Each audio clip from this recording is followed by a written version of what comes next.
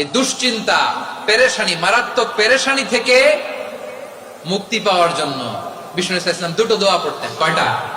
অনেকগুলো পড়তেন। স্পেশাল দুটো দোয়া আজকে আপনাদের শিখায় যাব, শুনবেন।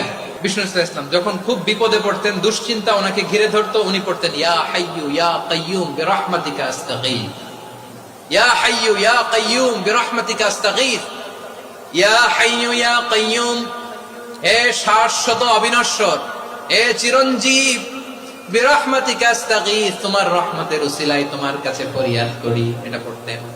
আবার আরেক বর্ণনায় এসেছে ইয়া হাইয়ু ইয়া কাইয়ুম বিরহমাতিকা আস্তাগীথ আসলিহ লি শা'নি কুল্লাহু ওয়ালা তাকিলনি ইলা নাফসি তারফাতা আইন। আসলিহ লি শা'নি কুল্লাহ, আল্লাহ আমার সবকিছু আপনি সেটেল করে দেন।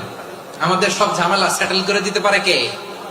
আমরা তো সেটেলমেন্টের জন্য ওএসপি সাহেবের কাছে যাই, ডিসি সাহেবের কাছে যাই, অমুক ভাইয়ের কাছে যাই, তমুক ভাইয়ের কাছে যাই। এই দোয়া পড়লে আরশের উপর থেকে আপনার ম্যাটার সেটেল করে দিবে কে? তাহলে পড়বেন ইয়া হাইয়ু, হে চিরঞ্জীব। হাইয়ু মানে চিরঞ্জীব, যিনি চিরকাল বেঁচে থাকবেন, মরবেন না। আল্লাহ মরবেন? তার কোনো লয় আছে? ক্ষয় আছে?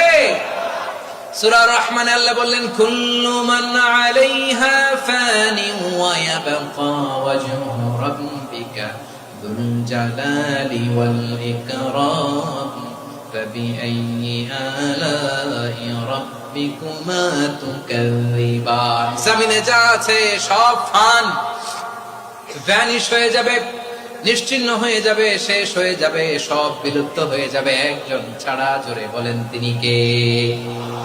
ইয়া হাইয়ু। আমার সাথে আওয়াজ করে পড়েন ইয়া হাইয়ু ইয়া কাইয়ুম ইয়া হাইয়ু ইয়া কাইয়ুম বিরহমাতিকা আস্তাগীথ আসলিহ লি শা'নি কুল্লা ওয়ালা তাকিলনি ইলা নাফসি তারফাতা আইন।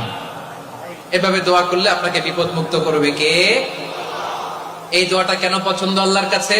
কারণ এখানে আল্লাহর দুইটা সুন্দর নাম আছে, গুণবাচক নাম, আল হাই, আল কাইয়ুম। এই দুটো নাম আছে এখানে। আবার এই দুইটা আয়াতুল কুরসির অংশ। আয়াতুল কুরসির শুরুতে এটা আছে না নাই? হ্যাঁ, আছে না নাই? 3 নাম্বার কারণ এটা ইসমে আজম। কোন দোয়াটা ইসমে আজম? যে দোয়া ওসিলায় দোয়া করলে আল্লাহ দোয়া ফেরায় না। অনেকগুলো মত আছে, সবচেয়ে ভ্যালিড মত হচ্ছে এটা, ইয়া হাইয়ু ইয়া কাইয়ুম। এর ওসিলা দিয়ে দোয়া করলে দোয়া কবুল করে কে?